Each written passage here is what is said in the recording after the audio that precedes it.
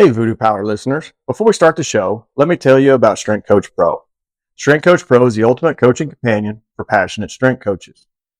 Strength Coach Pro is a powerful platform allowing coaches to sequence programs for an entire year, ensuring athletes stay on track.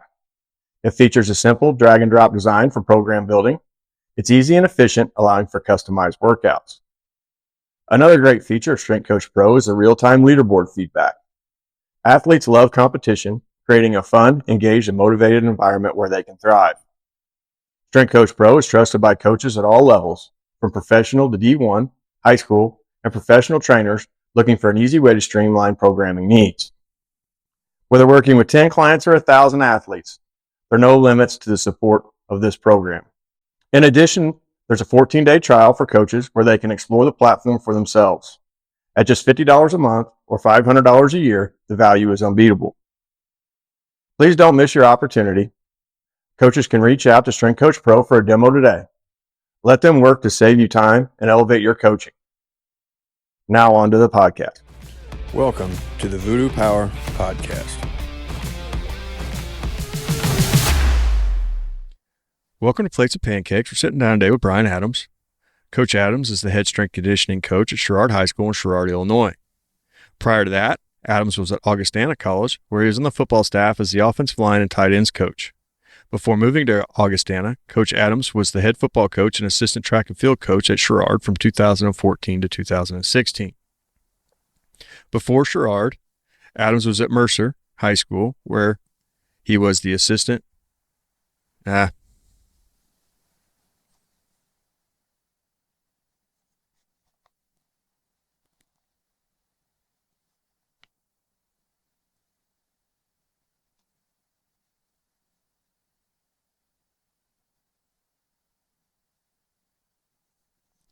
Welcome to Plates of Pancakes. We're sitting down today with Brian Adams. Coach Adams is the head strength conditioning coach at Sherrard High School in Sherrard, Illinois. Prior to that, Adams was at Augustana College, where he was on the football staff as the offensive line and tight ends coach. Before Augustana, Adams was the head football coach and assistant track and field coach at Sherrard from 2014 to 2016. Prior to Sherrard, Adams was an assistant football coach and head freshman sophomore coach for Mercer County High School in Aledo, Illinois. While there, the team won the 2012 Class 2A state championship. During his tenure at Mercer, Adams was also the assistant track coach working with sprinters and horizontal jumpers. Adams is a graduate of Monmouth College in Monmouth, Illinois, with a degree in physical education. While there, he was a varsity football player for the Scots and earned honors as two-time academic all-conference performer. While at Sherrard, Coach Adams' strength conditioning program was recognized by the NHSSCA as a program of excellence. Sherrard received the honor for the program's excellence in safety, quality, efficacy, outreach, and highlighting. Coach Adams is a USAW Level 1, RPR Level 1, Signal 6, and high school strength coach certified. Adams in his tenure has coached two-time Three Rivers Athletic Conference champions in all sports, 15-time Three River Athletic Team champions, 4 state champions, 6 Division I athletes, a USA Junior Olympic team member, and 50-plus Division III athletes. So welcome to the show, Coach. Hey, thanks for having me. I appreciate you. Well, I think we followed each other on Instagram for a while, had a couple minor conversations back and forth before we sat down to do this, but one of your last posts that I saw when I was going through all this was Spring Sprint Madness, and it looks like you got to set up brackets and you have a tournament-style event. How do you set that up with different speeds, different athletes, different height, weight? Do you have a ratio? How does that work to make it the most fair? Because you know who the fastest kid is. Really, I just set it up. 4 or 5 years ago, we were having kind of an issue late in the spring of our kids just finishing the school year strong, especially our seniors who had maybe finished their sport that they were playing and weren't moving on to play at the next level, just keeping them interested and involved. So we keep it very simple. It's just myself, and then our football coach has a class period that does it as well. So I try to keep it as simple as I can. We've done it a couple different ways. We've had it where its class period is set up in a bracket. Most of my classes, we're fortunate enough to have level 1, level 2, which most of my level 2 classes are going to be juniors and seniors. So that kind of separated them from the freshmen and sophomores. What I found, though, was we were having some of our fastest kids in the same class. So then when we actually got to the championship bracket, it wasn't very close. There wasn't as much competition. It just wasn't what I wanted it to be. So now we just kind of do a school wide. So class period 1 through 8. We right before spring break. So this past week was our spring break. So last week before our break, we had a seed day. So that day was the time that their average of their best two that day was basically their seed time. Then from there, I broke down the brackets. We have a purple bracket and a gold bracket just because we have, I want to say it's like 75 or 76 boys and about the same amount of girls. So I didn't want to have this massive bracket. So we have 2 separate brackets. So it's a little bit smaller and easier to read. And those are just, number 1 seed is in number 1 seed gold, number 2 seed is number 1 seed purple. Then we just kind of break it down that way. We try to, again, keep it simple. It's hard for me to do all of that, plus all the teaching and programming and all that. So I wanted to make it something that was meaningful, got the kids going, but wasn't going to take a ton of time on my part to do it. But basically all it is, it's a double elimination tournament. Once they're eliminated, they're still trying to run. So we are on a 70-30 grading scale. So we have formative and summative grades. So basically at the end of the semester, one of their summatives is PRing or, getting to a percentage of their previous PR on their fly 10. So that's kind of how we keep those kids who are eliminated involved and going once they're, obviously lost their second round or second match. This year we are actually, and I haven't even told the kids this yet, we are going to add a single elimination truck stick bracket. So kind of our bigger kids that, they might weigh a little bit more or whatever to keep them kind of interested and involved and give them something to shoot for. So we're going to do that the last 3 weeks. So it'll be the top 8 males, top 8 females. We'll go from there. I didn't want to break it to the point where we had kind of our bigs in one bracket, our skills, if you will, in another bracket.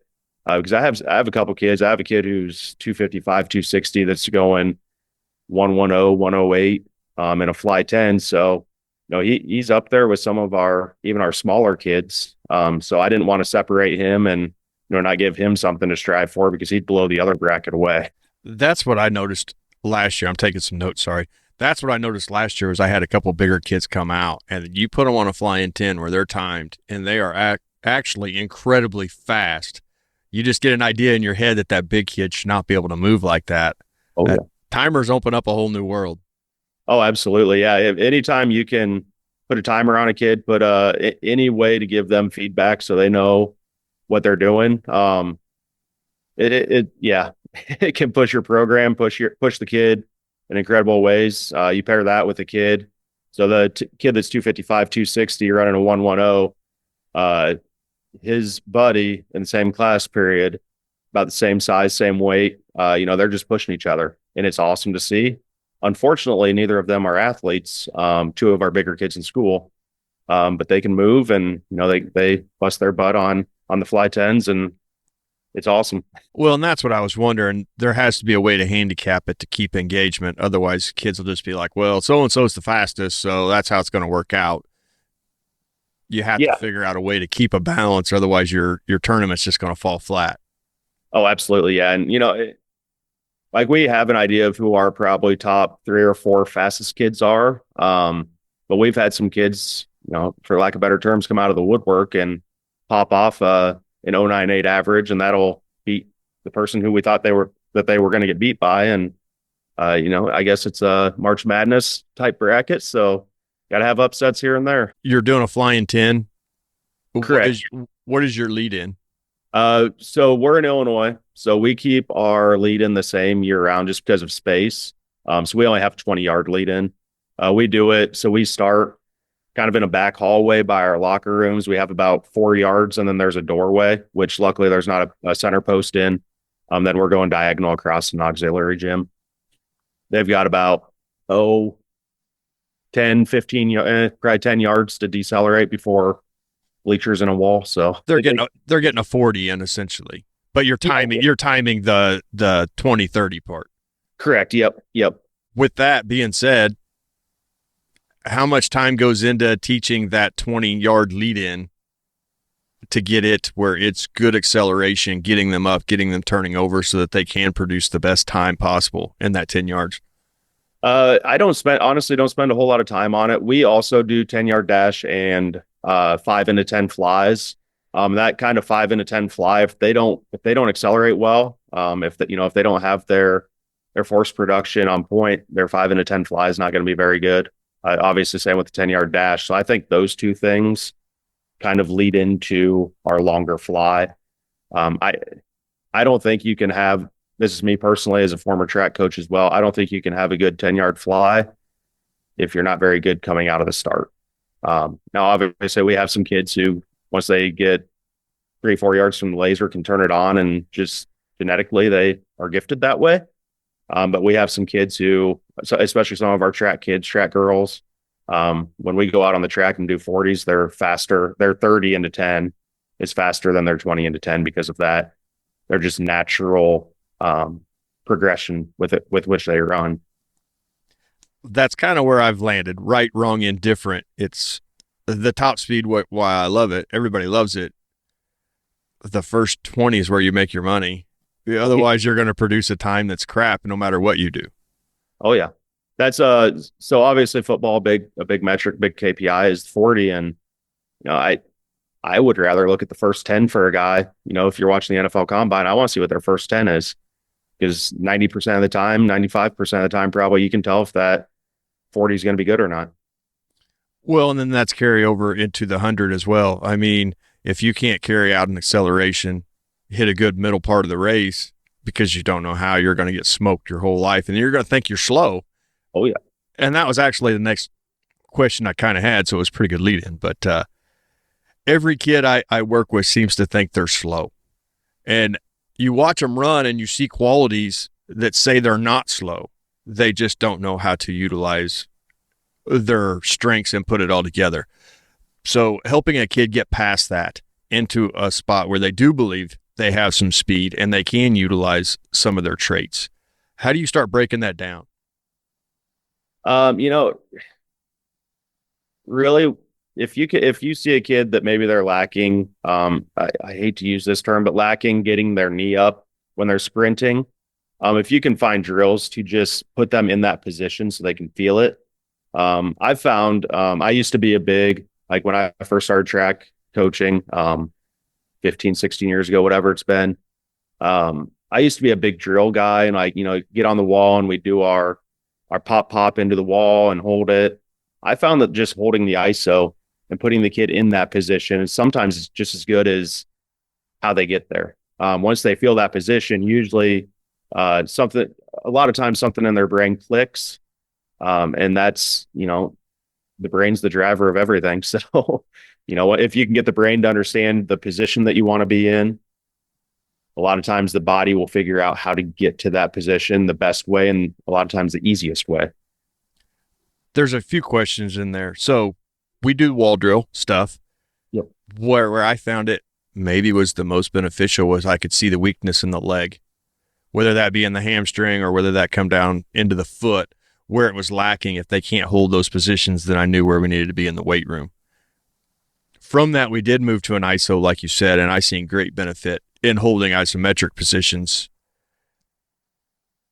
Now, with saying that, you were talking about getting the knee up. That's something I've dealt with a little bit too in my head, trying to figure out what it is. Is it the knee up or is it the hip forward? Because if their hip stays back, they're in a C shape. Where's their knee going to go? Their knee has to go into their stomach. If you get their hip forward, then their knee has room. Where do you kind of lean on that idea? I don't teach. This is going to sound terrible. I don't teach a whole lot of technique. Just because if you watch a field kid or like a basketball player, they don't really get into shapes that you want to see. From a track perspective, they just don't have the room to get into it. A lot of times they don't have the hip mobility, the hip capacity to do that. But yeah, I think a lot of times, at least with the kids that I see, they're their foot is the weakest portion. We have a lot of kids who, if you just watch them walk, and whether it's footwear, whether it's just not dropping off a lot of things when they were younger because they weren't playing on the playground, whatever it is, their foot and ankle flaps inward, their arch flattens out. I'll have kids come in and just walk barefoot. Walk barefoot. I want to see if your arches collapse. I want to see your ankles.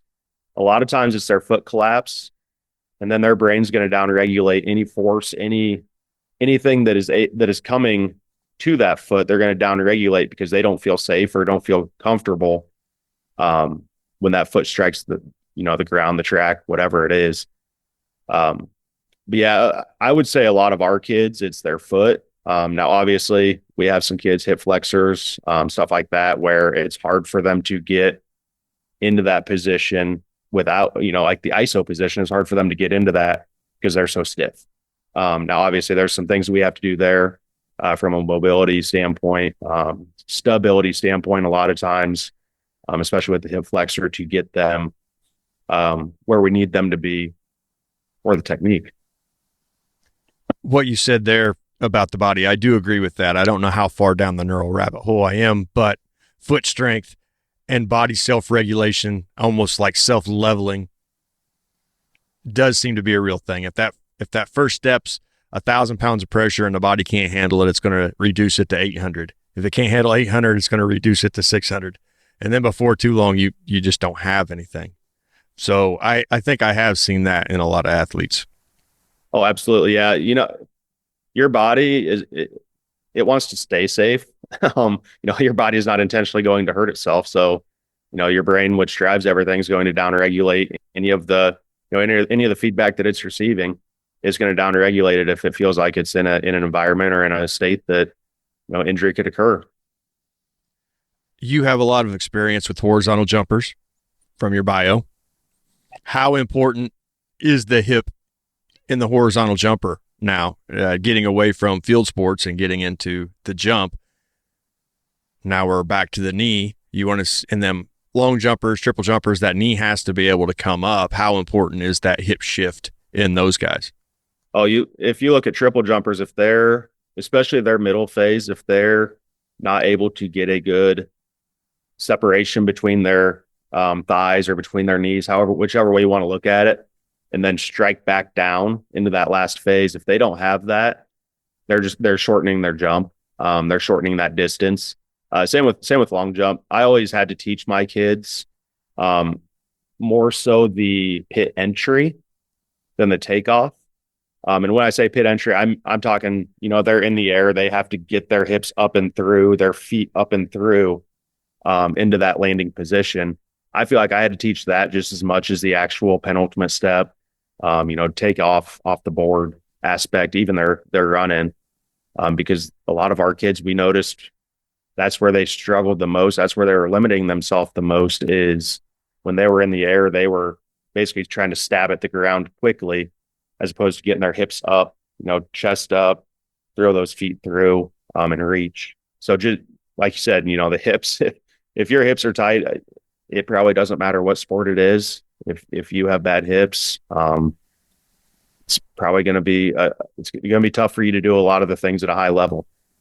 I don't know if I've helped sprinters out here with it, but now that you're on here, I can ask you on them jumpers like that.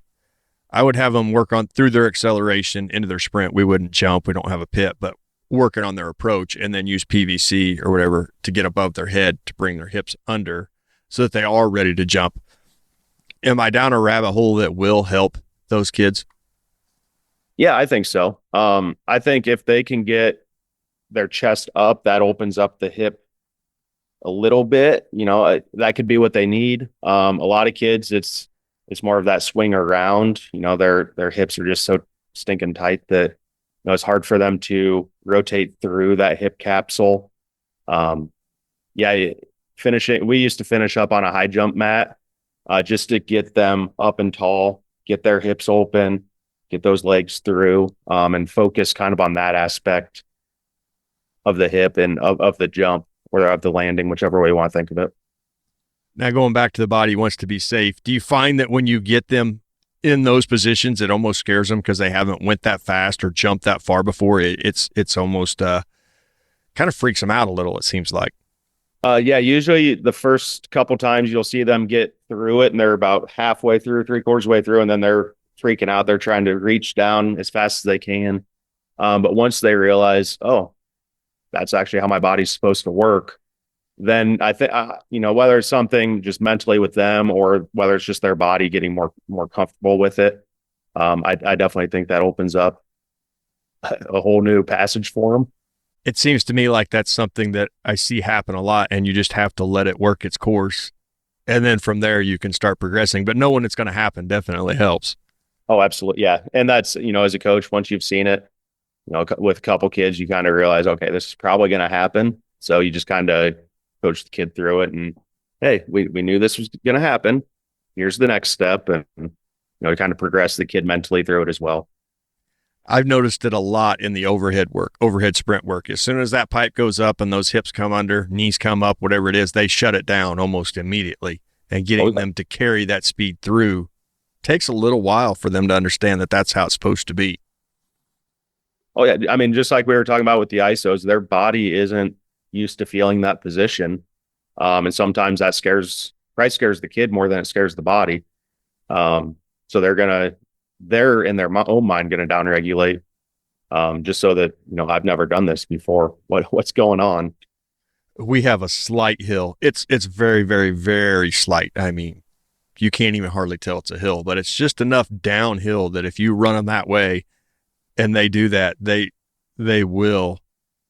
almost have to shut it down or they'll fall. It's really crazy. And we're not talking much of a decline at all, but it changes things that much.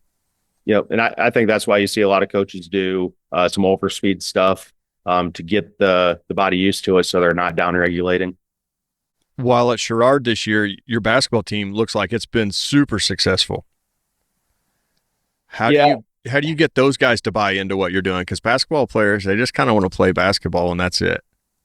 Yeah. Unfortunately, we lost a week ago yesterday in the sectional championship to Peoria Manual, who ended up getting fourth this weekend.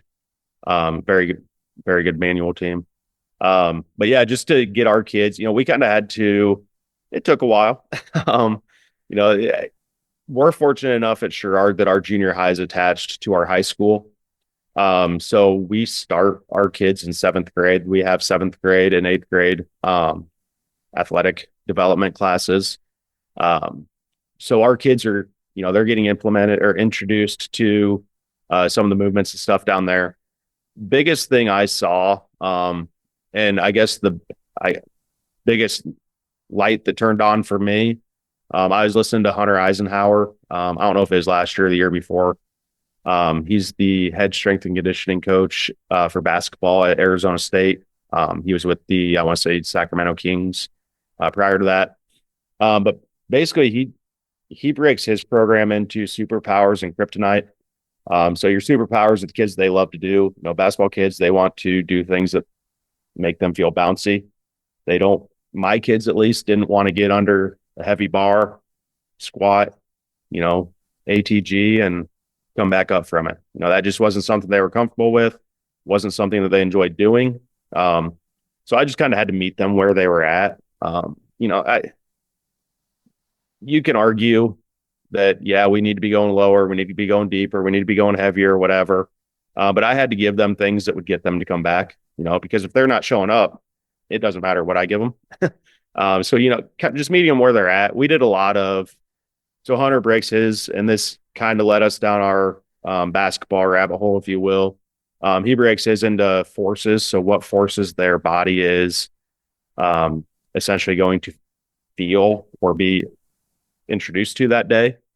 So we, a high force movement, if you think about a basketball kid hitting a step back, that step back, putting their foot in the ground, stepping back, there's a lot of force in that. There's a lot of force that their body is experiencing during, a jump into a land, into a pivot, whatever it is. So this was kind of twofold. We had to meet our kids where they were at, but we also had to get them ready for what they were experiencing in their sport. So 2 years ago, we had way too many patellar tendonitis issues, which I get is common in basketball players, but we had to figure out a way to get them through that. Our basketball coach, boys wise and girls wise, they are very defensive pressure, up in your face. It is high intensity. So we had to get them ready for what they were going to feel in their sport. And Hunter did a test.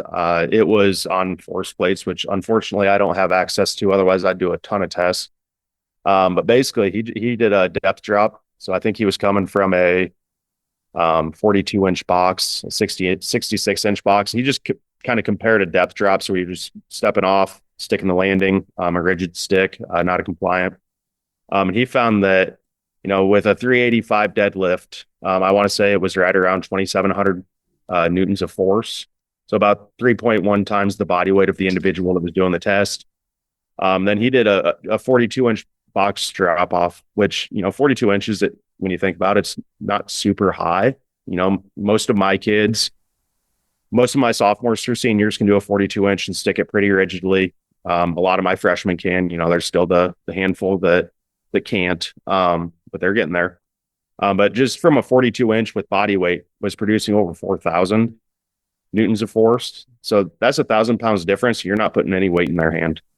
They're just stepping off, sticking the landing.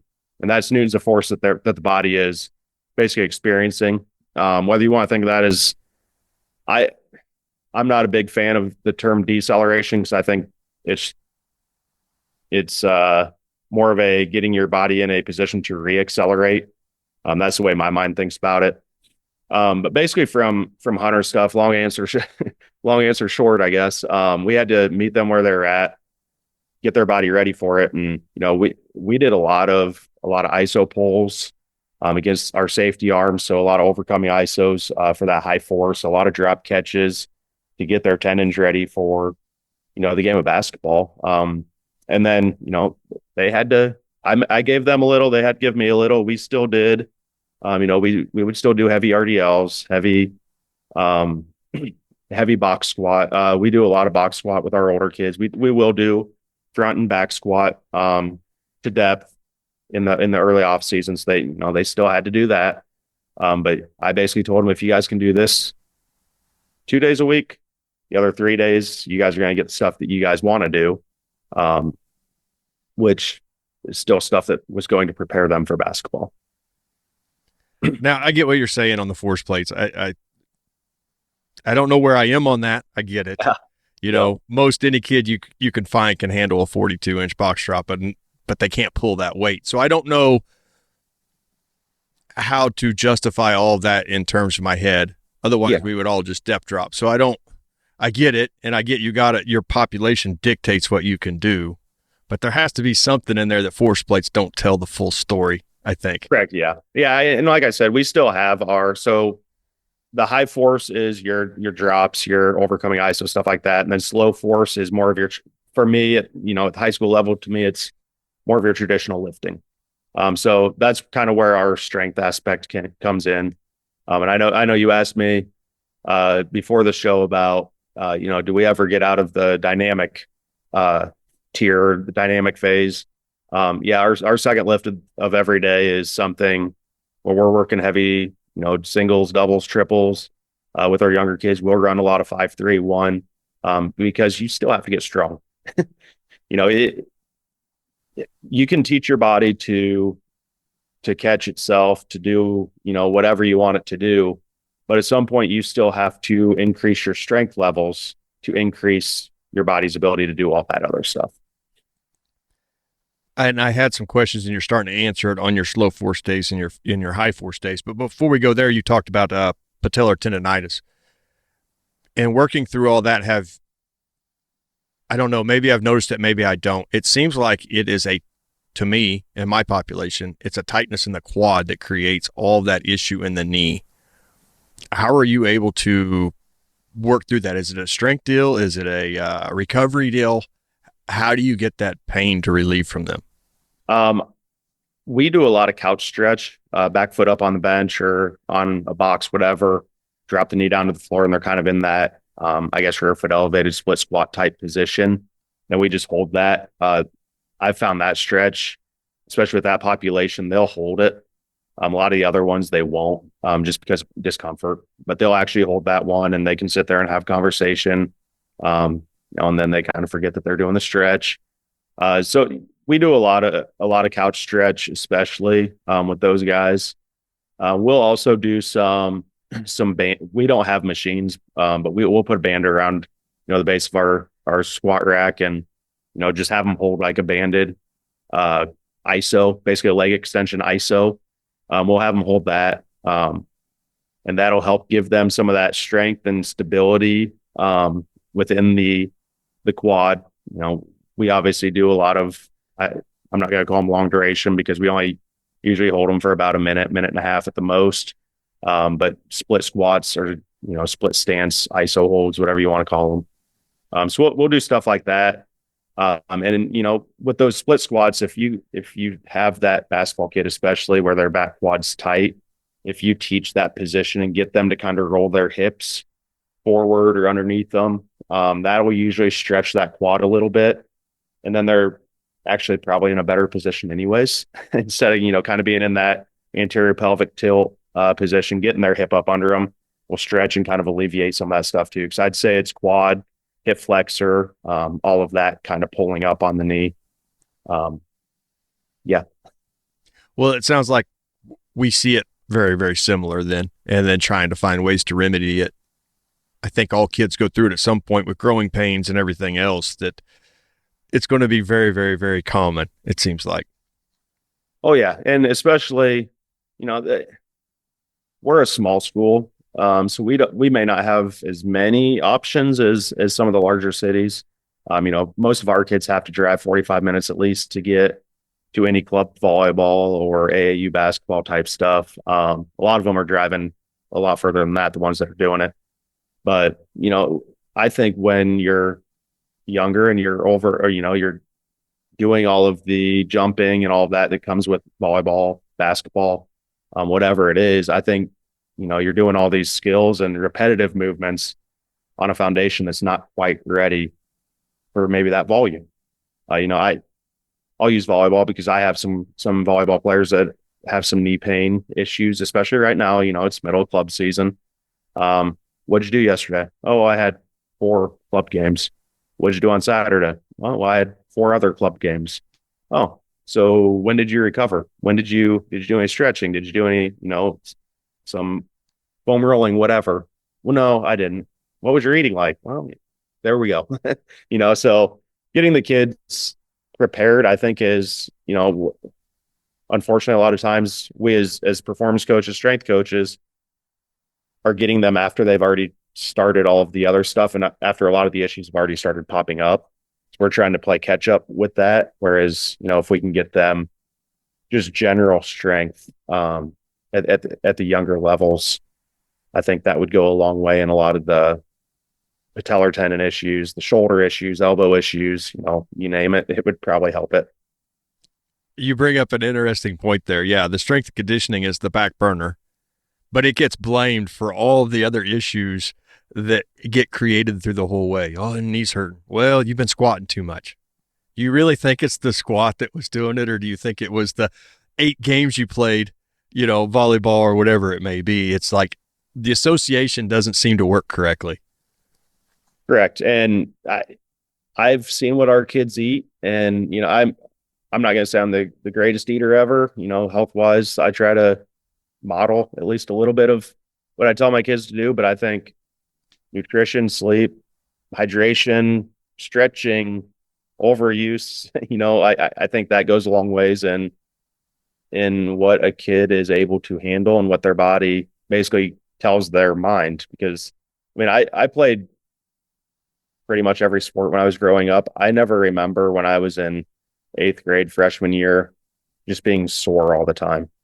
And again, I wasn't a great eater. I didn't sleep. I was a teen. I'm not gonna say I was perfect, but I just don't remember. But then, I was fortunate enough to grow up on a farm, and, jumping off out of the hayloft or jumping off a hay rack, whatever it was, that prepares your body a little bit, and playing on the monkey bars on the playground. I don't know if I'll have to ask my wife. She's an elementary teacher. I don't know if they play on monkey bars anymore. So, just some of that stuff that when I was a kid, I took for granted, like that this is every day. This is just what we do. I don't know if kids do that stuff anymore, and especially not at the volumes that we did. I would agree with that. And I think you'd had a post last summer. You were out on a hay wagon. You had the baler hooked up, and so I could definitely relate to that. And then we go to Chicago some to see some friends. If you go up through Iowa and across that way, well, both directions really. I can go across from St. Louis and up.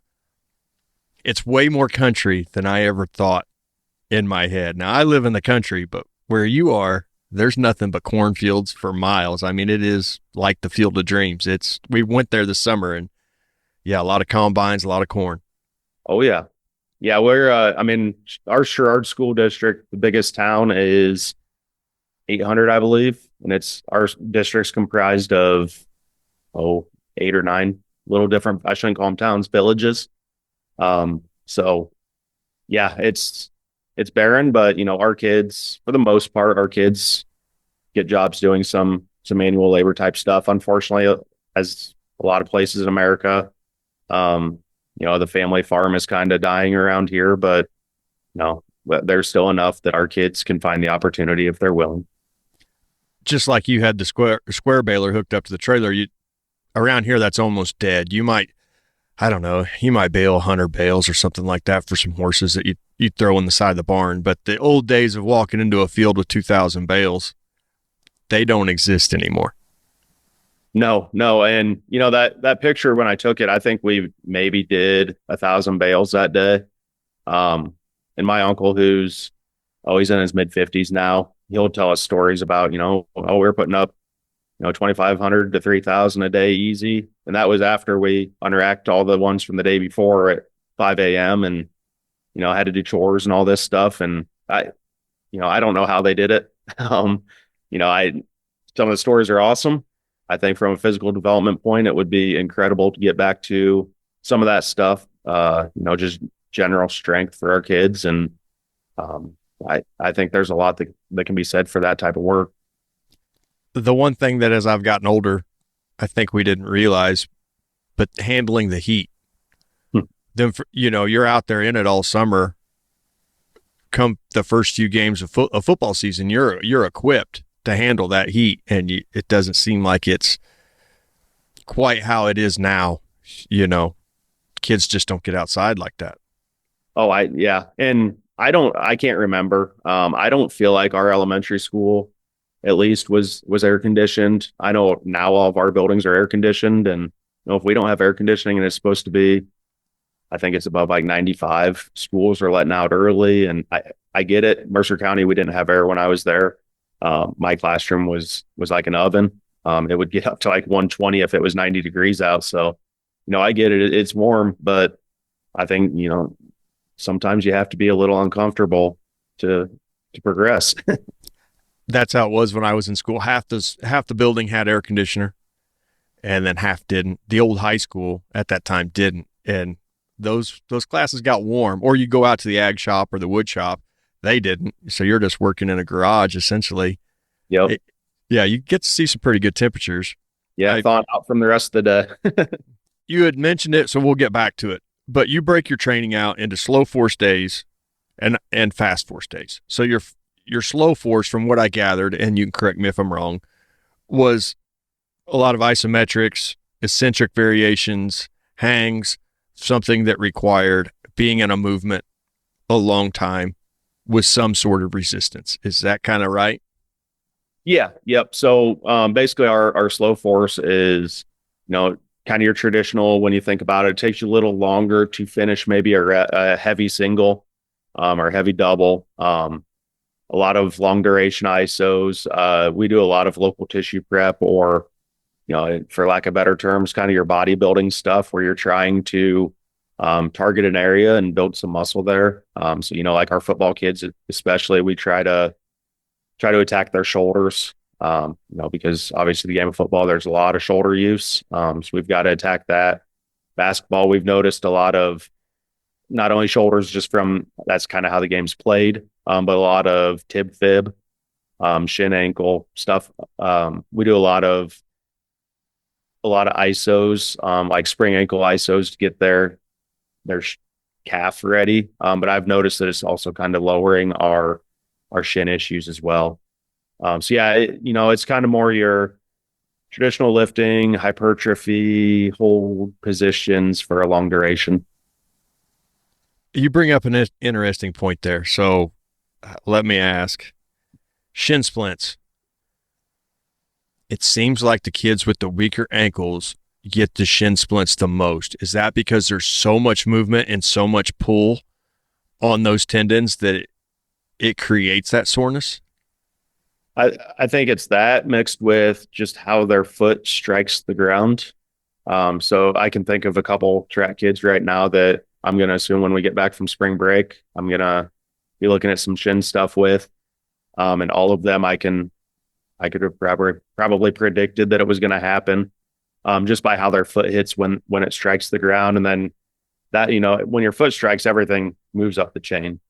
So your body's searching for stability. So if your foot is weak, it's going to go to the next joint, the next area. Plus, I mean, if you think about taking a hammer and you're hitting it into a steel beam versus, something that's maybe a little bit softer and able to handle the capacity or handle the volume that's being placed on it. I think that has a lot to do with shin splints. I could agree with that. The instability makes muscles fire that don't get trained. And now you have a increase in soreness. Yep. Now your fast high force days, what does that look like? Is that all your plyometric work? Is that, I know she did some box squat jumps, all your broad jumps, things like that. Is that where that comes into play?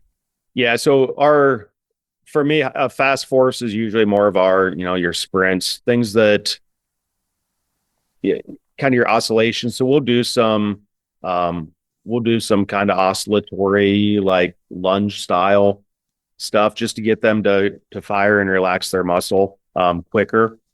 But yeah, then our high force, we do a lot of drops, a lot of deceleration type work. Whether that's a dumbbell, like basically you're holding dumbbells to your side, you lunge forward and you're stopping in that athletic position as quickly as you can. Stepping sideways type deal. So yeah, we'll do a lot of our high force stuff is basically, just putting your body in a position that it has to absorb some type of force. And, broad jumps, there's quite a bit of force in that landing if you actually break it down. So yeah, we'll do a lot of plyos, a lot of overcoming ISOs type stuff. So, yep. I was going through all your videos of different plyos, and the one that caught me was you use an OVR in some situations, and you had tape marks on the floor for your landing zones. That was a great idea. When I saw that, I was like, I know exactly why he's doing that. Has that improved the amount of jumps you catch as opposed to them getting too far forward and getting out of that zone? Yes, actually, I think I had the tape on the floor for maybe a week. And now I don't have it at all. Now, the only time I'll put tape back on the floor for doing an approach jump, just because it's hard to catch that light on the OVR. If you're watching their technique, it's hard to catch that light as well on both takeoff and the landing. So I'll put it on there, and kids for the most part they'll watch, and they'll tell the kid you missed. But yeah, we put the tape down just if nothing else is body control. If we're doing a vertical jump, we want that force to be going vertical. And if we're creeping forward, that tells me that we've got something off in our takeoff that, is forcing us forward. So that, it helped me watch some of those kids and break down their technique and help them out. So they're, doing a true vertical force or vertical jump as opposed to kind of creeping forward on us. It's amazing how quick they learn the game. They know very rapidly how to get the highest jump they can get through the manipulation of their feet. And like you said, there's a forward jump they can do that if they stay in the landing zone, but they're forward, their number will be higher. Yep. But then they learn that, okay, I was forward that one, so that number's not quite right. Don't write that one down because I don't want to have to try to compete with a number that may not have been perfectly accurate. it's weird how fast they learn that system. Oh, absolutely. And I would say the same for the jump mess. There obviously a lot of debate on Twitter, X, whatever you want to call it, about landings. And I don't let my kids lift their knees. We try to catch in an athletic position. Again, that goes back to the drop catches, the altitude drop type stuff. We want to stick that landing. Now, obviously, there's some kids that will try to cheat it. Our kids call each other out, which is awesome. I love to see it. But yeah, kids they're gonna cheat to a point that they feel like they can get away with it and not have to repeat it. It's the same thing. I've caught kids on a fly 10 trying to swipe with their hands, and yeah, cool, bud. I'm not counting it, and you better be close to that speed next time. What I found out is once they learn that that's not an accurate number, then they don't want it because now their next PR is too hard to get. Yeah, absolutely. And that's, with our grading, with the summative aspect coming into play, a lot of times at the end of the semester, end of the quarter, whatever it is, we're trying to hit a new PR. And, if it's a 38-inch vertical and they really only have a 33-inch vertical, they're not going to like their score on their summative. Drivers for your jumps. We just talked about broad jump. We also discussed vertical jump. What have you found some exercises that you use that will help them to hit those PRs? So we usually start our non-football kids. Our football kids, their tier A is usually some type of Olympic lift. But our non-football kids, a lot of times, I found that for the most part, they're not interested in the Olympic lifts. So it's been easier for me to do dumbbell jumps. And honestly, we've gotten a lot more out of our dumbbell jumps from an output standpoint. Now, I'm not, obviously there's a lot to be said for Olympic lifts as well. That's probably another discussion, but dumbbell jumps have helped our vertical jumps. So I believe it was Coach Fay, he put out, and I think he got it from Louis Simmons at Westside. But he does 20 pounds one week, 25 pounds the next week, 30 pounds the next week. I was talking to Andrew yesterday, and I think he said his females, they do 15, 20, 25, something like that. So it's a 3-week wave. Same weight. We do Tuesday, Thursday. On our first thing we do when we walk in, we'll do four sets of weighted jumps, 4 sets of unweighted, right down your best height. For your weighted, unweighted, I keep track of all that. So the next time we come around to, let's say, the 20-pound dumbbells, hey, here's what you were at last time weighted. Let's try to beat that. Then another thing we're gonna kind of go wholesale a little bit here after break. But the kids that I've done it with, and I've done it myself, I'm one of those guys that if I'm going to do it with the kids, I'm going to run it for at least 4 weeks myself. So I know the issues that may come up, but also so that I can say that it works, that it's beneficial. But belt marches, right before break, I had a kid who he was having an off day, and he's one of those that he wants every day to be a PR. So I was like, okay, he's usually like a 28.7-ish vert guy. He was in the 26s. Like, hey, go to your squats at the end of the workout, come over, we'll do some belt marches. We'll try again.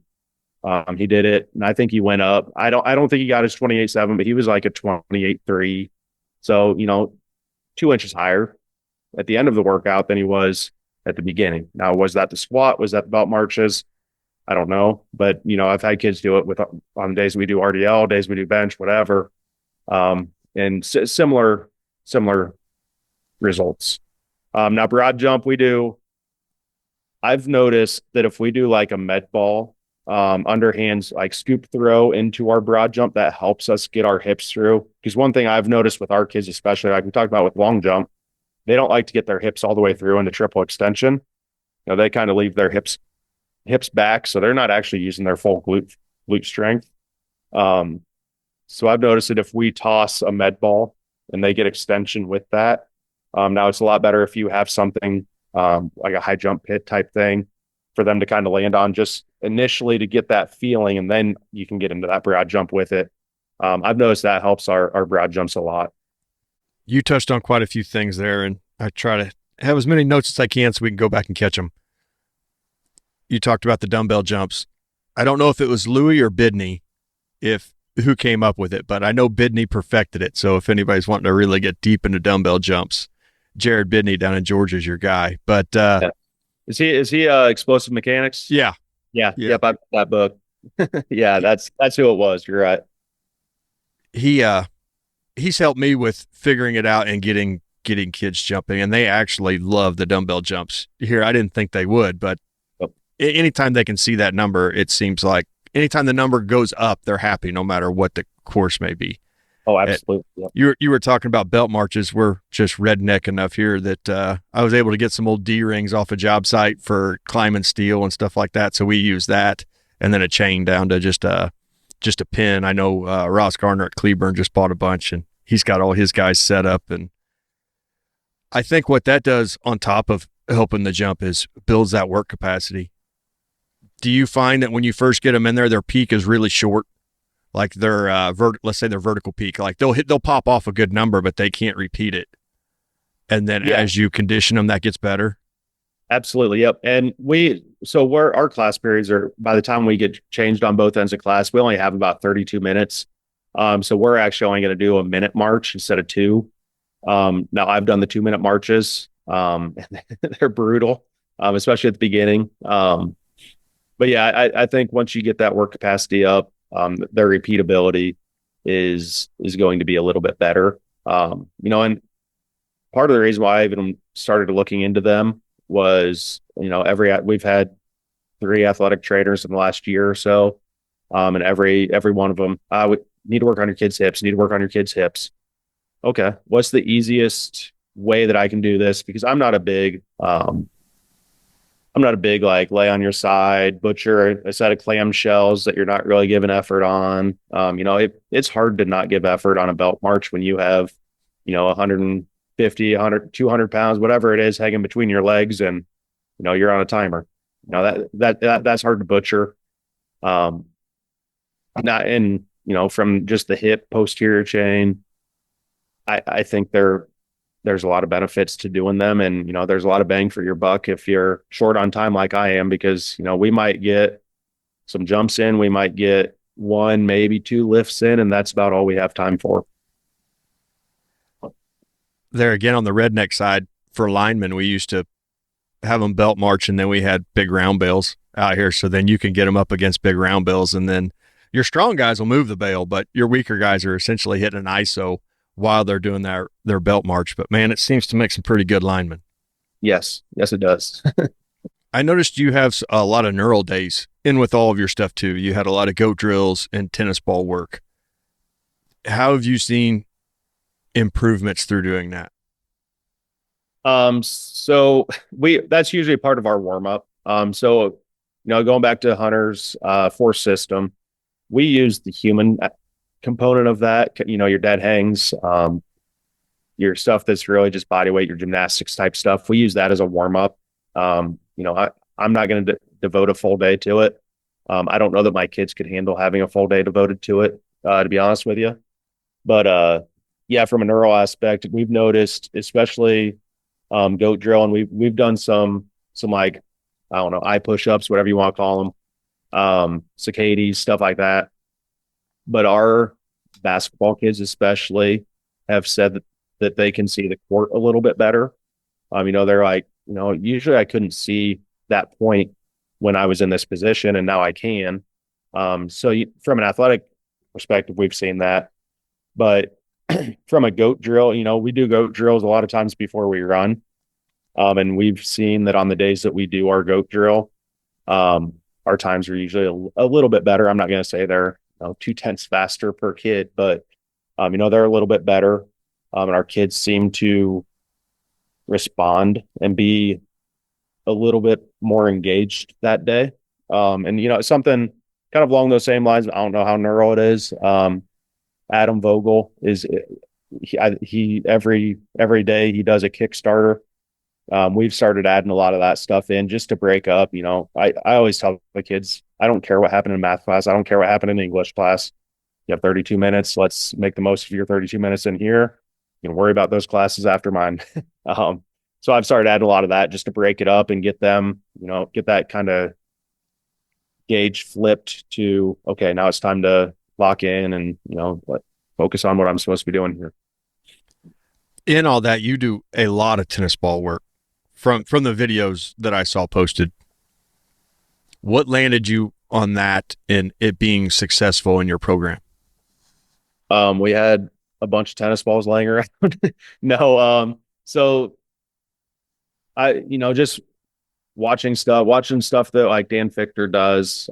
He did at TFC this winter, he did just like a cadence squat where he was bouncing a ball and they were squatting down, keeping the cadence, squat back up, and just having that, the feel of you bouncing the tennis ball, the sound. Like a lot of our kids were able to get deeper on a squat. Now, obviously, a body weight squat warming up, they were able to get deeper while they were doing that because they weren't focused on their limitations. Now, I try not to get too far down the neural rabbit hole because I get lost very quickly. I'm not the smartest guy out there, so a lot of that stuff is well over my head. But if to me, I'll run it myself. I think there's something that my kids can get from it. I'll use it with the kids. If we might run something and it is trash, our kids don't get it. They don't do anything. We don't use it.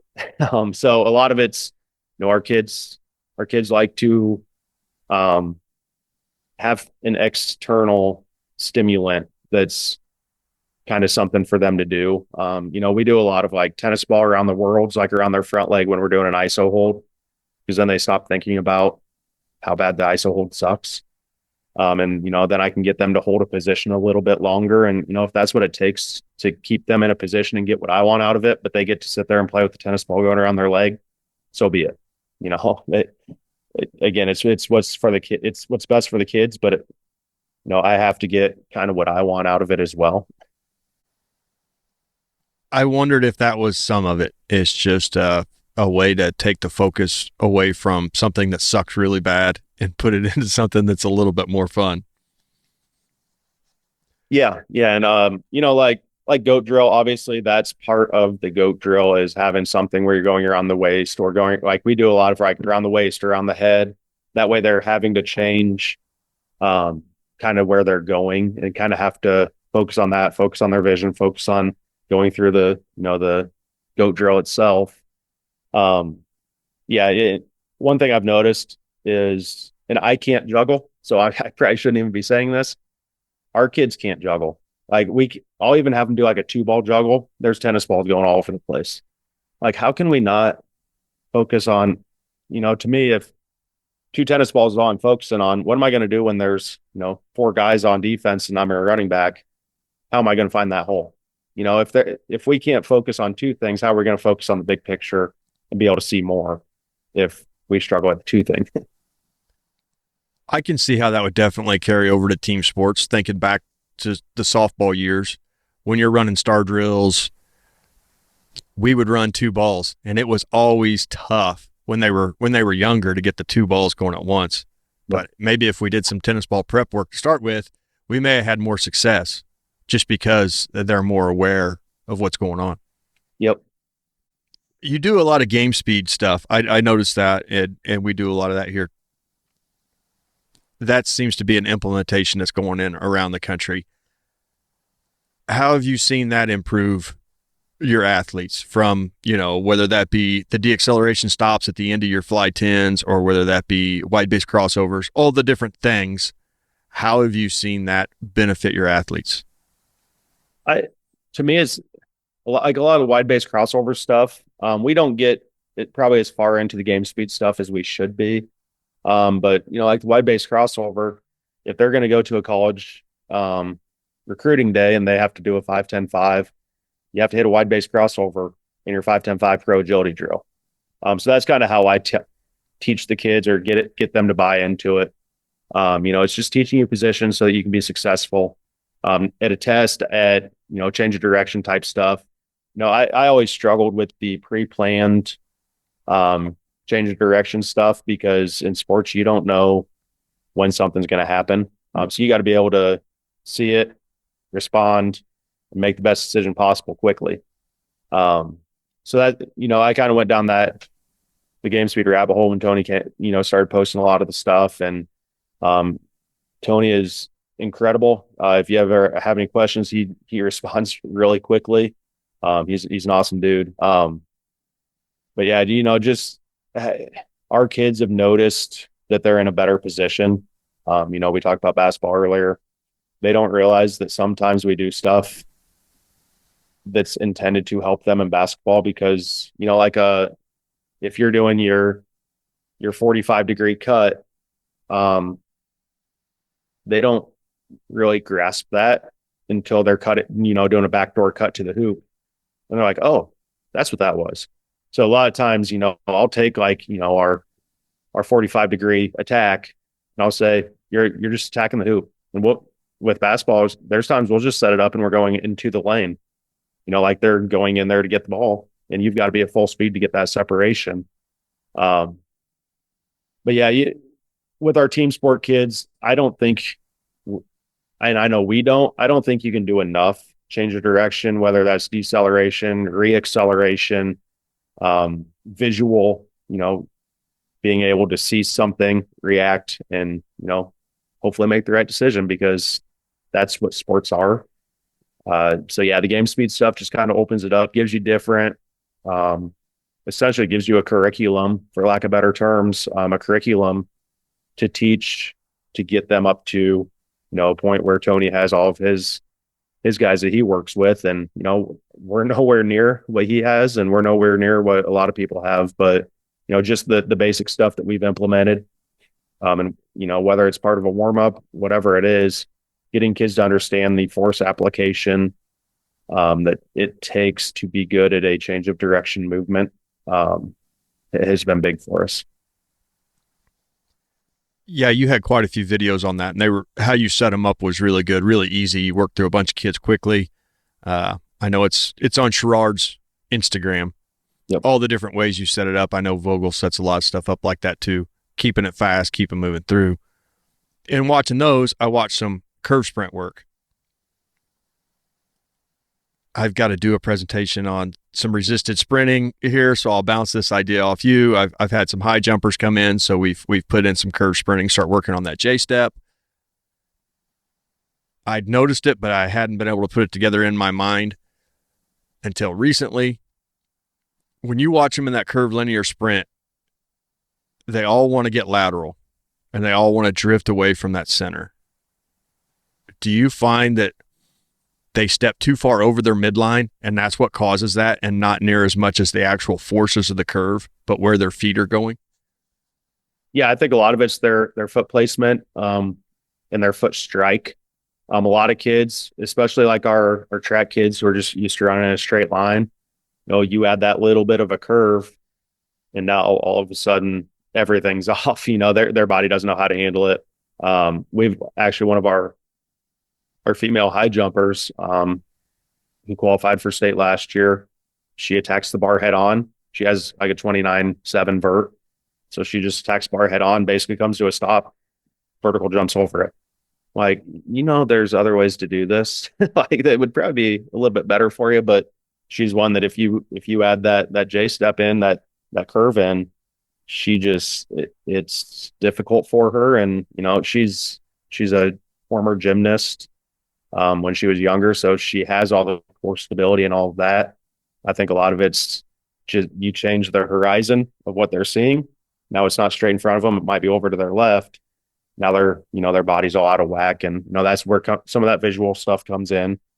But yeah, a lot of the foot placement and a lot of it is they want to run with their hips really high, and you've got to sink a little bit.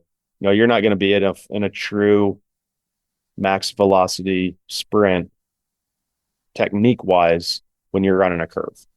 And I'm going to guess if you were to ask my high school track coach why I ran the third leg on the 4x1, it's because I never got into a true max velocity sprint posture. Whereas our 2 runner and our 4 runner were both 6'4" guys. They were tall kids, got into that, and they were a heck of a lot faster than me. But I was, I could lean, I could, position my body to get myself through that. And I think body posture is something that kids struggle with changing on the fly. It seems like when you watch it, you can tell when a kid's forward and you can tell when a kid's getting sucked out.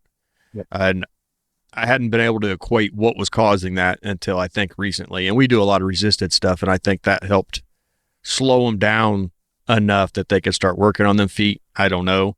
But I'd watched your videos and I wanted to pick your brain on it a little bit to see if what I was noticing was correct or if it was just some one-off. Yeah. And that's, you think about Tony's game speed stuff, and he has his his cheat footwork on the plants, where the plant foot's here, the other foot you kind of turn at that 45-degree. I think you've got to have kind of that stacking on top of each other as you're running that curved sprint. Obviously how tight your curve is matters as to the angle that you're going to have to put that foot in the ground. And there again, it comes back to how much force can that foot handle to accept the unseen forces it's going to produce in the arc. Absolutely. Yep. And the vector or the angle in which it's coming down into the foot changes it when you're doing curve running as well, and changes direction. Yeah. It's higher the curve, more outside the foot you get, would you say? Yeah. I've noticed a lot of our kids, and that's, we don't do a ton of it in season, especially just because I see some kids get on the outside of that foot and I'm thinking an ankle roll, and obviously their best ability is their availability. And I don't want to have a kid getting hurt just so I can say we did some curved sprints and, we were maybe getting a little too tight on our curve. We've been going quite a while and I know you got other things to do, but as I was going through all your system and me and you were talking back and forth, I know that you kind of run a block system and you break it down into 3 quadrants. So you have your max effort, you have your dynamic effort, and you have a repetition effort. How do you apply those, and at what time of the year? Are you looking for a peak for in-season kids? Are you looking for work capacity for off-season kids? How do you make your tier work across the whole school? So, again, like I said earlier, we're fortunate that for the most part, my varsity athletes, now we're a small school, so we'll have some freshmen and sophomores that have to play varsity, but for the most part, they're in my level 2. So my level 2 classes look a lot different than my level 1s. Level 1 would be your freshmen, sophomores, and then the non-athletes, kids who don't play a sport. But a lot of times what we'll do is the level 1 kids, the block 1 kids, whatever you want to call them, they're probably doing some type of sub-max strength, sub-max effort, a lot of like 5-3-1 type stuff. And then we'll hit, especially early on, we'll hit a lot of rep effort stuff. So we will, we're kind of doing that local tissue prep, bodybuilding, hypertrophy type stuff there. Just because, if you need a 5'10", 165-pound boy, we've got a bunch of them at Sherrard. So, like football wise, we got to get those kids bigger. And, just from a body aesthetic, our kids they care about how they look, for what it is. We got to give them a little bit to get them bought in. They start seeing those physical changes and they start seeing, my arms look a little bigger in this shirt. They start buying in a little bit more. And, those kids, they still have a lot of growth to do anyways. They're just starting to hit puberty, especially the boys as a freshman. So, we've got to give them a little bit more sub-max stuff and rep effort stuff to kind of take advantage of that, natural HGH that they have running through their bodies. And one part that I didn't even mention, our block 0. So that's usually a lot of what they do in junior high is block 0. So they're doing mostly 1x20 philosophy type stuff. So they're getting a lot of that rep effort work in there. Now we try to progress them so they're struggling. So you can classify it as submax, whatever. To me, it's rep effort.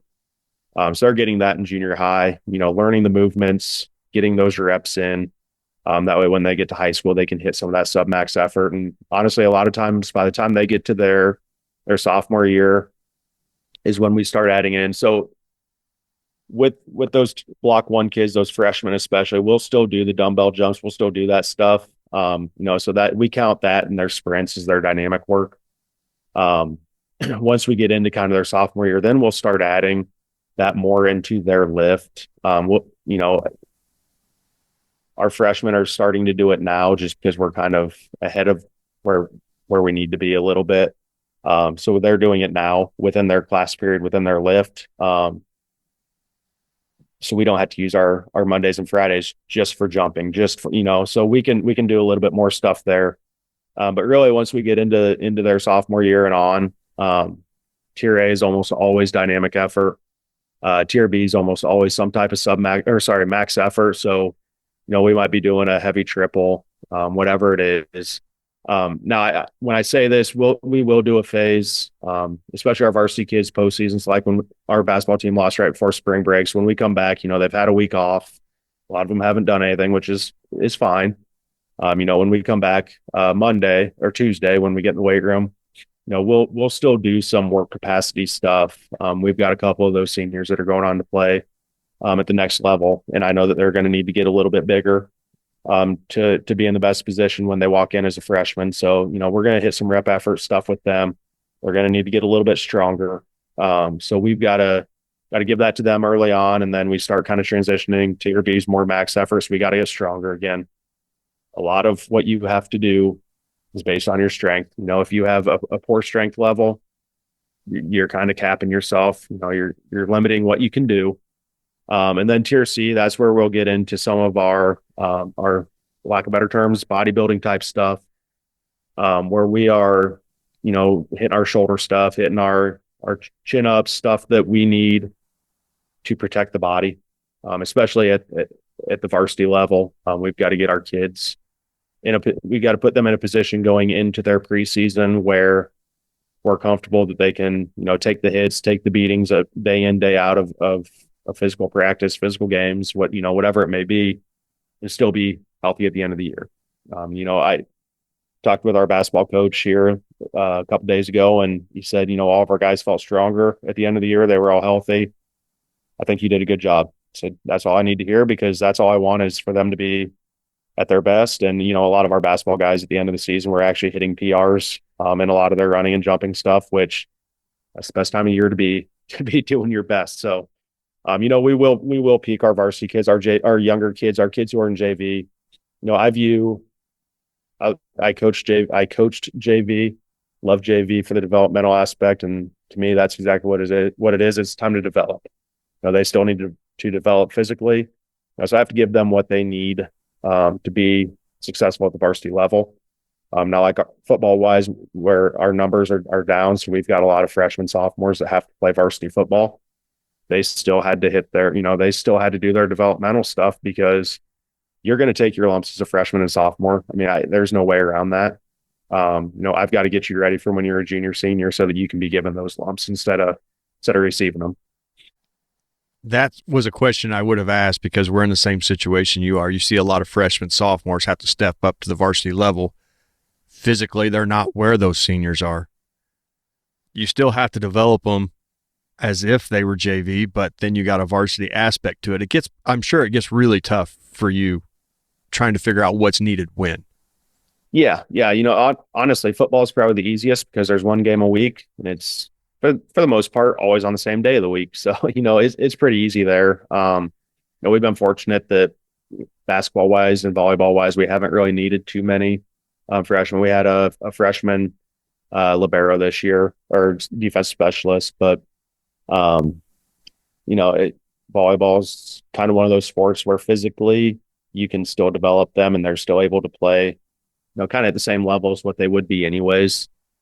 So we're fortunate now. Football, when I say it's the easiest because of the game day, it's also the hardest, because we had two freshman linemen that had to play. One's maybe 215, the other one maybe 175. Good kids, work their butts off. I hate seeing it, because I can only imagine what they're going through, but I've got to get them ready to be the best version of themselves. And like I tell our kids, I don't want you to be the best JV player. I want you to be the best junior, senior when you leave.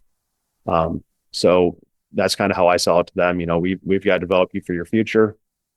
Again, I can give them all the peaking stuff as a freshman. Is it going to help them in the long run? I don't know. That'd be like throwing, at a wall and hoping it sticks. And that's a scary spot to be in as a strength coach, because you watch a kid that's going to be a freshman walk in at 155 pounds, let's say he's benching 185, squatting right around 300, maybe deadlifting just under 300. Well, he's got to go against a senior that's standing right next to him, that's squatting over 500, that's pulling over 500, and that's benching over 300, and he's running a 1 flying 10. It's just, those poor freshmen are in for it. I tell you what, if you can get our freshmen with those numbers, I'll take them. Because we're not anywhere near that with our incoming guys. But yeah, obviously the maturity level of an 18-year-old versus a 14, 15-year-old, there's going to be a big difference. And physically, once you played varsity football for 2-3 years, you're used to the physicality, you're used to that level of football. Whereas coming from junior high football, they're not ready for the physicality of it. It's no different than going from high school to college. There's a whole different speed and physicality to, you even talk about your D3 and NAIAs. That's a whole different level than good high school football even. So, and as a coach, you do everything you can to prep them for that. But until the athlete gravitates towards the understanding that they need that, you're just kind of treading water. Oh, absolutely. Yeah. Once they see it, once they feel it, they usually say, "Oh, I get you now. What do I need to do?" They don't know what they don't know. Absolutely. You got to give them that, and you got to put them in that position. And unfortunately, sometimes that means they get hit in the mouth, and it is what it is. Hopefully they don't get hurt or don't lose love or interest for the sport while all that's happening, and you can develop them for the next 2-3 years. Well, Coach, I appreciate you getting up early on a Saturday, getting the schedule, getting it knocked out. I had a great time. We still didn't cover half of my notes, so one of these days we may have to circle back and revisit the stuff we didn't catch. Hey, thanks for having me on.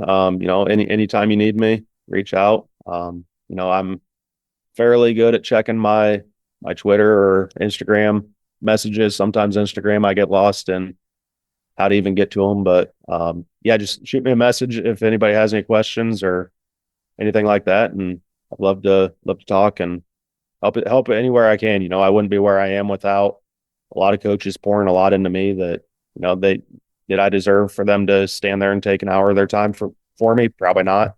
But I'm thankful they did, and I'm a better person, better coach because of that. So, I'm willing to give back however I can.